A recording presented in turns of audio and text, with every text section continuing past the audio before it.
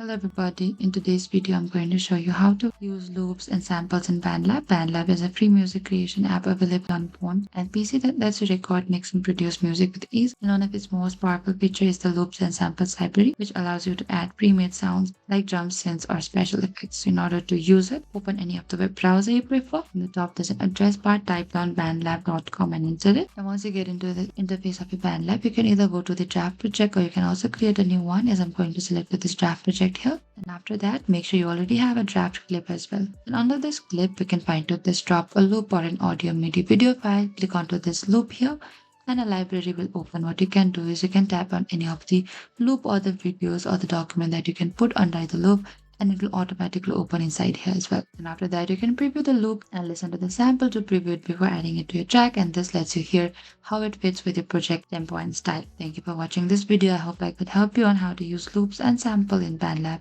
If you have any queries or confusion, please comment down and we will reach out to you very soon.